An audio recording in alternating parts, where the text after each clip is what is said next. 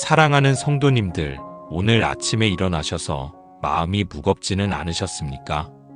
세상의 소식들을 들으면서 불안하고 걱정이 앞서지는 않으셨습니까? 아이들의 미래가 걱정되고 건강이 염려되고 경제적인 어려움 때문에 잠을 설치신 분들도 계실 것입니다. 그런 마음으로 하루하루를 버텨내며 살아가고 계시는 믿음의 가족들에게 오늘 하나님의 말씀을 통해 큰 위로와 소망을 전해드리고 싶습니다. 혹시 기도하면서도 답답하신 적 있으시죠? 하나님께서 정말 내 기도를 들으시는지, 내 곁에 함께 하시는지 확신이 서지 않으실 때가 있으시죠? 교회에 나가고 말씀을 읽어도 마음 깊은 곳에 공허함이 채워지지 않아서 고민하신 적 있으시죠? 그런 경험이 있으시다면 오늘 말씀이 여러분에게 정말 큰 은혜가 될 것입니다. 오늘 우리가 함께 살펴볼 요한복음 14장에는 예수님께서 제자들에게 약속하신 놀라운 세 가지 진리가 담겨 있습니다. 이 세 가지만 제대로 알고 믿으신다면 성령님께서 여러분의 삶 가운데 놀라운 역사를 일으키실 것입니다. 여러분의 마음에 참된 평안이 임할 것이고 기도에 확신이 생길 것이며 어떤 상황에서도 흔들리지 않는 믿음의 뿌리가 깊어질 것입니다. 그래서 오늘 이 시간이 여러분에게 정말 소중한 시간이 되기를 간절히 바랍니다. 첫 번째로 우리가 깨달아야 할 놀라운 진리는 바로 하나님, 아버지와 예수님의 완전한 하나됨입니다. 요한복음 14장 9절에서 예수님께서는 이렇게 말씀하셨습니다. 예수께서 이르시되 빌립아 내가 이렇게 오래 너희와 함께 있으되 내가 나를 알지 못하느냐 나를 본 자는 아버지를 보았거늘 어찌하여 아버지를 보이라 하느냐. 이 말씀의 배경을 보면 제자 빌립이 예수님께 주여 아버지를 우리에게 보여주옵소서 그리하면 족하겠나이다라고 요청했을 때 하신 말씀입니다. 빌립은 하나님 아버지를 직접 보고 싶어 했습니다. 그런데 예수님께서는 이미 3년 동안 자신을 통해 아버지를 보여주셨다고 말씀하신 것입니다. 예수님과 아버지 하나님은 본질에서 완전히 하나이십니다. 예수님의 사랑이 곧 아버지의 사랑이고 예수님의 능력이 곧 아버지의 능력이며 예수님의 마음이 곧 아버지의 마음인 것입니다. 이것이 우리에게 어떤 의미일까요? 우리가 예수님께 기도할 때 그것은 바로 아버지 하나님께 기도하는 것과 같습니다. 예수님께서 우리를 사랑하시는 그 사랑이 바로 아버지 하나님의 사랑인 것입니다. 제가 목회하면서 만난 한 성도님의 이야기를 들려드리겠습니다. 그분은 어려서부터 아버지에 대한 상처가 깊었습니다. 술을 마시고 폭력을 휘두르는 아버지 때문에 하나님 아버지라는 호칭조차 거부감이 들었다고 하셨습니다. 그런데 예수님의 사랑을 깊이 경험하면서부터 달라지기 시작했습니다. 예수님께서 자신을 위해 십자가에서 죽으신 그 사랑 매일 함께 하시며 돌보시는 그 사랑을 느끼면서 그것이 바로 아버지 하나님의 사랑임을 깨달으셨습니다. 사랑하는 성도님들, 혹시 여러분도 하나님을 멀게만 느끼시지는 않습니까? 하나님이 너무 높고 거룩하셔서 감히 가까이 갈 수 없는 분으로만 생각하고 계시지는 않습니까? 그렇다면 예수님을 바라보시기 바랍니다. 예수님께서 어떻게 죄인들을 품으시고 병든 자들을 고치시고 상처받은 자들을 위로하셨는지 바라보시기 바랍니다. 그것이 바로 여러분을 향한 아버지 하나님의 마음이신 것입니다. 두 번째로 우리가 붙잡아야 할 놀라운 진리는 예수님께서 약속하신 더 큰 일에 대한 약속입니다. 요한복음 14장 12절에서 예수님께서는 이렇게 말씀하셨습니다. 내가 진실로 진실로 너희에게 이르노니 나를 믿는 자는 내가 하는 일을 그도 할 것이요 또한 그보다 큰 일도 하리니 이는 내가 아버지께로 감이라. 이 말씀을 처음 듣는 사람들은 깜짝 놀랄 수 있습니다. 예수님보다 더 큰 일을 우리가 할 수 있다는 말씀인가요? 이것은 능력의 크기나 기적의 규모를 말하는 것이 아닙니다. 예수님께서 이 땅에 계실 때는 팔레스타인 지역에서만 사역하셨지만 예수님께서 십자가에 죽으시고 부활하신 후 성령님께서 오셔서 제자들을 통해 온 세상에 복음이 전파되는 것을 말씀하신 것입니다. 예수님 당시에는 몇천 명이 복음을 들었지만 오순절 성령 강림 이후에는 수많은 민족들이 복음을 듣고 구원받게 되었습니다. 이것이 바로 예수님께서 말씀하신 더 큰 일의 의미입니다. 그런데 여기서 중요한 것은 나를 믿는 자는이라는 조건입니다. 단순히 예수님의 존재를 인정하는 것이 아니라 예수님을 구주로 믿고 의지하며 순종하는 사람을 말합니다. 그런 사람에게는 성령님께서 역사하셔서 놀라운 일들이 일어납니다. 며칠 전에 한 성도님께서 간증을 해주셨습니다. 직장에서 해고 통보를 받고 절망에 빠져 있을 때 예수님께 모든 것을 맡기고 기도했다고 합니다.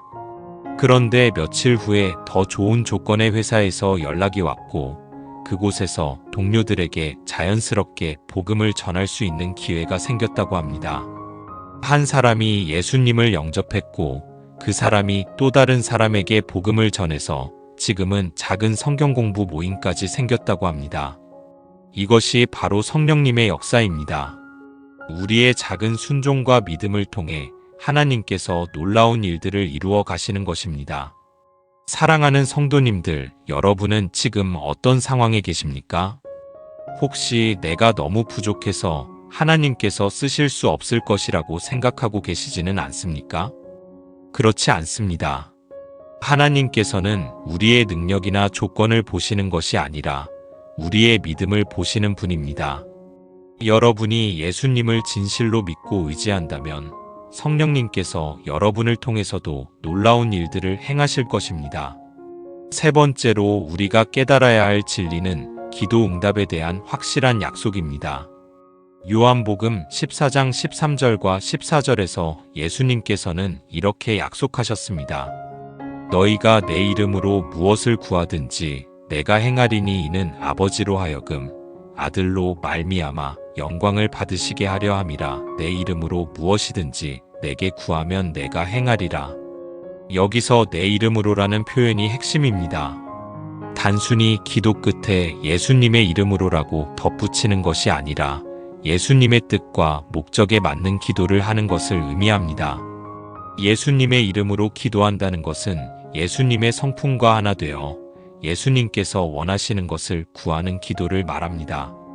구약시대의 대제사장이 성소에 들어갈 때 가슴에 12지파의 이름이 새겨진 흉패를 달고 들어갔습니다. 이것은 온 이스라엘 백성을 대표해서 하나님 앞에 나아가는 것을 의미했습니다. 마찬가지로 우리가 예수님의 이름으로 기도한다는 것은 예수님께서 우리의 대제사장이 되셔서 아버지 하나님께 우리의 기도를 전해주시는 것입니다. 그런데 여기서 중요한 것은 아버지로 하여금 아들로 말미암아 영광을 받으시게 하려 함이라는 목적입니다. 우리의 기도 응답이 궁극적으로 하나님의 영광을 위한 것이어야 한다는 뜻입니다. 얼마 전에 한 어머니가 자녀의 대학 입시 때문에 간절히 기도했다고 합니다. 처음에는 명문대에 합격시켜달라고 기도했는데 기도하면서 점점 마음이 바뀌었다고 합니다. 자녀가 하나님의 뜻 가운데서 자신의 재능을 발견하고 하나님께 영광 돌리는 삶을 살 수 있도록 해달라고 기도하게 되었다고 합니다. 결국 자녀는 첫 번째 지원한 대학은 떨어졌지만 두 번째 대학에 합격해서 그곳에서 기독학생회 활동을 하며 복음을 전하는 귀한 사역을 감당하고 있다고 합니다. 이것이 바로 예수님의 이름으로 하는 기도의 능력입니다. 우리의 한정된 시각이 아니라 하나님의 무한하신 지혜와 사랑 안에서 가장 좋은 것으로 응답해 주시는 것입니다. 사랑하는 성도님들, 혹시 기도 응답이 없어서 낙심하고 계시지는 않습니까? 하나님께서 내 기도를 들으시지 않는다고 생각하고 계시지는 않습니까? 그렇지 않습니다. 하나님께서는 우리의 모든 기도를 들으시고 가장 좋은 때에 가장 좋은 방법으로 응답해 주십니다. 때로는 우리가 원하는 것보다 더 좋은 것으로 응답해 주시는 것입니다. 네 번째로 우리가 붙잡아야 할 가장 중요한 진리는 성령님께서 우리와 함께 하신다는 약속입니다. 요한복음 14장 16절과 17절에서 예수님께서는 이렇게 약속하셨습니다. 내가 아버지께 구하겠으니 그가 또 다른 보혜사를 너희에게 주사 영원토록 너희와 함께 있게 하리니 그는 진리의 영이라 세상은 능히 그를 받지 못하나니 이는 그를 보지도 못하고 알지도 못함이라. 그러나 너희는 그를 아나니 그는 너희와 함께 거하심이요 또 너희 속에 계시겠음이라. 여기서 보혜사라는 단어는 헬라어로 파라클레토스인데 이는 곁에 불러서 도와주는 자라는 뜻입니다. 법정에서 변호사가 피고인 옆에 서서 변호해 주는 것처럼 성령님께서는 우리 곁에 계셔서 우리를 도와주시고 위로해 주시며 인도해 주시는 분입니다. 예수님께서는 또 다른 보혜사라고 말씀하셨습니다. 예수님께서 제자들과 함께 계실 때 보혜사 역할을 하셨는데 이제 성령님께서 그 역할을 계속하신다는 의미입니다. 그런데 예수님과 성령님의 차이가 있습니다. 예수님은 육체를 가지고 계셨기 때문에 한 장소에만 계실 수 있었지만 성령님은 영이시기 때문에 모든 믿는 자들과 동시에 함께 하실 수 있습니다. 더욱 놀라운 것은 영원토록 너희와 함께 있게 하리니라는 약속입니다. 성령님께서는 우리가 잘할 때만 함께 하시는 것이 아니라 우리가 넘어지고 실패할 때도 떠나지 않으시고 함께 하십니다. 우리가 의심하고 두려워할 때도 우리가 약해지고 낙심할 때도 성령님께서는 우리를 떠나지 않으시고 도와주십니다. 그리고 그는 진리의 영이라고 하셨습니다. 세상에는 수많은 거짓된 가르침들이 있고 유혹하는 목소리들이 있습니다. 그런데 성령님께서는 우리에게 진리를 가르쳐 주시고 올바른 길로 인도해 주십니다. 성령님께서 함께 하시면 하나님의 말씀을 깨달을 수 있고 기도할 때 하나님의 뜻을 알 수 있으며 인생의 중요한 결정을 할 때 지혜를 얻을 수 있습니다. 제가 신학교 다닐 때 일입니다. 어려운 가정 형편 때문에 학비를 마련하기가 힘들어서 학업을 포기할까 고민했던 적이 있었습니다. 그런데 기도하는 중에 마음에 평안이 임했고 하나님께서 길을 열어주실 것이라는 확신이 들었습니다. 그 후에 정말로 여러 경로를 통해 학비가 해결되었고 지금까지 목회자의 길을 걸을 수 있게 되었습니다. 돌이켜보니 그때 그 확신과 평안을 주신 분이 바로 성령님이셨습니다. 사랑하는 성도님들, 여러분은 지금 어떤 고민과 염려가 있으십니까? 앞길이 막막하고 어떻게 해야 할지 모르겠다는 생각이 드시지는 않습니까? 그럴 때 성령님께서 여러분과 함께 하신다는 사실을 기억하시기 바랍니다. 성령님께서는 여러분이 혼자가 아니라는 것을 알려주시고 여러분에게 필요한 지혜와 능력을 공급해 주실 것입니다. 요한복음 14장 26절에서 예수님께서는 성령님의 또 다른 역할에 대해 말씀하셨습니다. 보혜사 곧 아버지께서 내 이름으로 보내실 성령 그가 너희에게 모든 것을 가르치고 내가 너희에게 말한 모든 것을 생각나게 하리라. 성령님께서는 우리의 선생님이 되어주십니다. 하나님의 말씀을 읽을 때 깨달음을 주시고 예배드릴 때 은혜를 주시며 일상생활에서 하나님의 뜻이 무엇인지 가르쳐 주십니다. 또한 우리가 어려운 상황에 처했을 때 예수님의 말씀들을 생각나게 해서 위로와 힘을 주십니다. 얼마 전에 중환자실에 입원한 성도님을 신방했을 때의 일입니다. 그분은 의식이 혼미한 상태였는데 갑자기 내가 음성의 음침한 골짜기로 다닐지라도 해를 두려워하지 않을 것은 주께서 나와 함께 하심이라는 시편 23편 말씀을 중얼거리셨습니다. 가족들은 깜짝 놀랐습니다. 평소에 성경을 그렇게 많이 외우시는 분이 아니었는데 그 급박한 순간에 하나님의 말씀이 생각났던 것입니다. 이것이 바로 성령님께서 예수님의 말씀을 생각나게 해주시는 역사입니다. 그리고 요한복음 14장 27절에서 예수님께서는 성령님께서 주시는 평안에 대해 말씀하셨습니다. 평안을 너희에게 끼쳐 두노라. 나의 평안을 너희에게 주노라. 내가 너희에게 주는 것은 세상이 주는 것과 같지 아니하니라. 너희는 마음에 근심하지도 말고 두려워하지도 말라. 세상이 주는 평안은 조건적이고 일시적입니다. 건강할 때, 돈이 있을 때, 가족이 화목할 때만 평안을 느낍니다.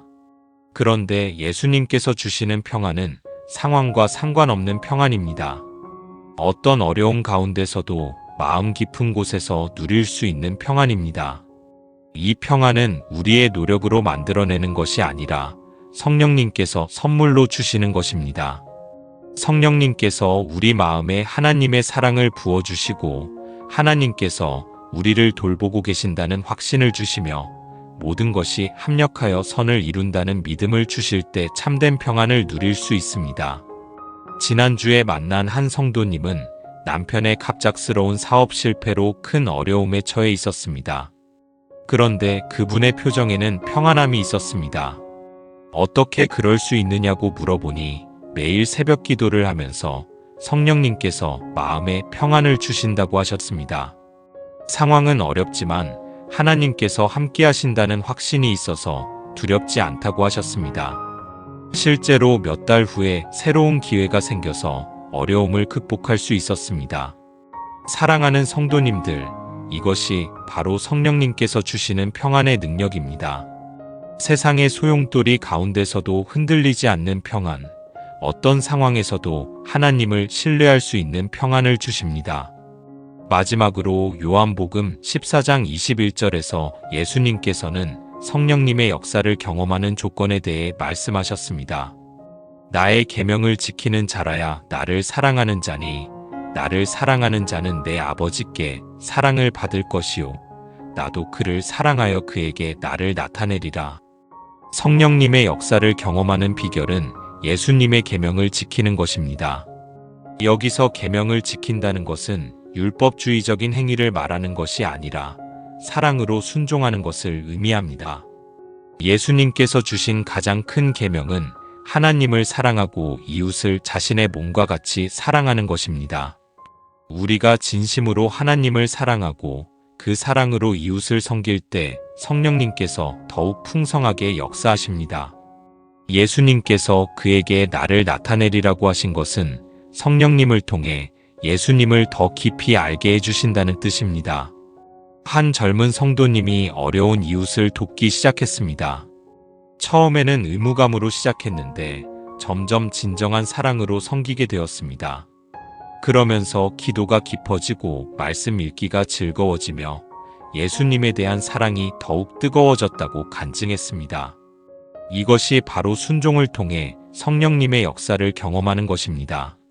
사랑하는 믿음의 가족들, 오늘 우리가 함께 살펴본 요한복음 14장의 이 놀라운 진리들을 다시 한번 정리해 보겠습니다. 첫 번째로 예수님과 아버지 하나님은 완전히 하나이심으로 우리가 예수님께 나아가는 것이 바로 하나님께 나아가는 것입니다. 더 이상 하나님을 멀리 계신 분으로 생각하지 마시고 예수님을 통해 아버지의 사랑을 확신하시기 바랍니다. 두 번째로 예수님을 믿는 우리에게는 더 큰 일을 행할 수 있는 능력이 있습니다. 성령님께서 우리를 통해 놀라운 역사를 이루실 것을 믿고 담대하게 하나님의 일에 참여하시기 바랍니다. 세 번째로 예수님의 이름으로 하는 기도는 반드시 응답됩니다. 하나님의 뜻과 영광을 구하는 기도를 드릴 때 하나님께서는 가장 좋은 방법으로 응답해 주실 것을 확신하시기 바랍니다. 네 번째로 성령님께서 영원토록 우리와 함께 하시며 우리를 가르치시고 위로하시며 참된 평안을 주십니다. 어떤 상황에서도 우리는 혼자가 아니며 성령님께서 우리의 보혜사가 되어주신다는 사실을 기억하시기 바랍니다. 이 네 가지 진리를 마음에 깊이 새기시고 매일의 삶 가운데서 성령님의 역사를 경험해 보시기 바랍니다. 아침에 일어나서 하나님께 감사의 기도를 드리실 때 예수님과 아버지가 하나이심을 묵상해 보세요. 하루를 시작하며 성령님께서 함께하심을 의식하며 살아보세요. 어려운 결정을 내려야 할 때 성령님께 지혜를 구하며 기도해 보세요. 이웃을 만날 때 성령님의 사랑으로 섬길 수 있는 기회를 찾아보세요. 그러면 여러분의 삶이 얼마나 달라지는지 경험하게 될 것입니다. 불안하고 걱정이 많았던 마음에 평안이 임할 것이고 무력감과 절망감 대신에 소망과 기대감이 생길 것입니다. 외롭고 고독했던 마음이 따뜻한 사랑으로 채워질 것이며 삶의 목적과 의미를 발견하게 될 것입니다. 특히 2025년을 살아가는 우리에게는 이런 성령님의 역사가 더욱 필요합니다.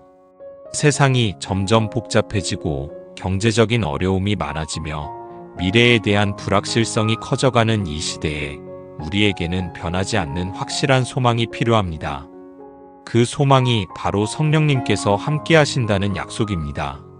인공지능이 발달하고 세상이 빠르게 변해가도 하나님의 사랑은 변하지 않습니다. 경제가 어렵고 취업이 힘들어도 성령님께서 우리의 필요를 채워주십니다.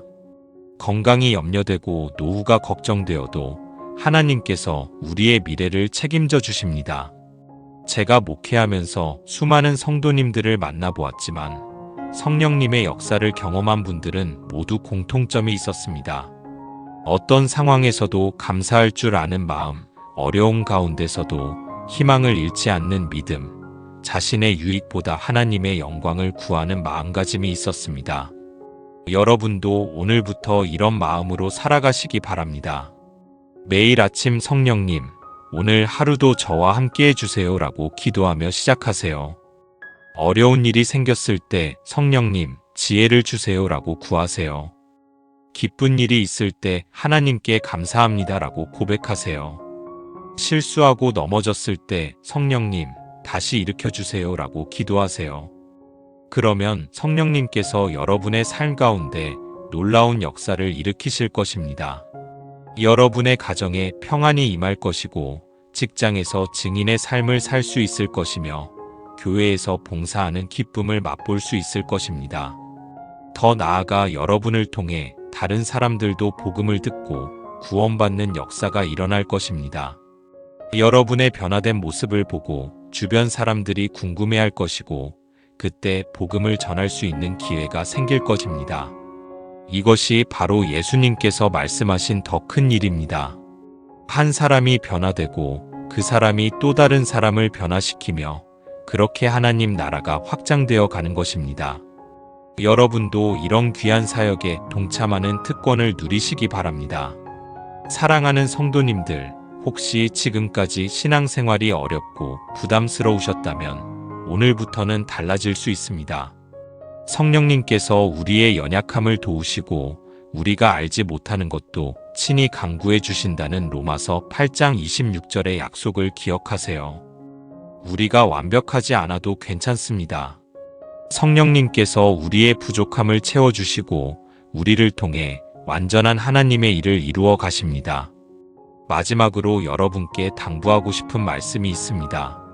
오늘 들으신 이 말씀을 그냥 듣고 끝내지 마시고 실제 삶에서 적용해 보시기 바랍니다. 말씀을 들을 때는 은혜가 되지만 실천할 때 진짜 변화가 일어납니다. 내일 아침부터 성령님과 함께하는 하루를 시작해 보세요. 기도할 때 성령님께서 함께 하신다는 확신을 가지고 기도해 보세요. 성경을 읽을 때 성령님께서 깨달음을 주시기를 구하며 읽어보세요. 사람들을 만날 때 성령님의 사랑으로 대해보세요. 그러면 일주일 후, 한 달 후 여러분의 삶이 얼마나 달라졌는지 스스로 놀라게 될 것입니다. 다른 사람들도 여러분의 변화를 보고 하나님께 영광을 돌리게 될 것입니다. 이제 마무리하면서 여러분께 축복의 말씀을 전해드리겠습니다. 오늘 이 말씀을 들으신 모든 분들 위해 성령님의 충만한 역사가 임하기를 간절히 기도합니다. 여러분의 마음에 하나님 아버지의 사랑이 가득 부어지고 예수님의 평안이 넘치며 성령님의 능력이 나타나기를 축복합니다. 여러분의 가정에 하나님의 은혜가 충만하고 자녀들이 하나님의 사랑 안에서 건강하게 자라나며 부부간에 서로 사랑하고 존중하는 아름다운 가정이 되기를 축복합니다. 여러분의 일터에서 하나님의 지혜가 나타나고 정직과 성실함으로 인정받으며 동료들에게 그리스도의 향기를 바라는 증인이 되기를 축복합니다. 여러분의 건강이 하나님의 손길로 지켜지고 범사에 형통하며 영혼이 잘된 같이 범사가 잘되고 강건하기를 축복합니다. 특히 어려운 상황에 계신 분들에게는 성령님께서 특별한 위로와 힘을 주시기를 기도합니다. 질병으로 고생하시는 분들에게는 하나님의 치유의 손길이 임하기를 기도하고, 경제적으로 어려우신 분들에게는 하나님께서 필요를 채워주시기를 기도합니다.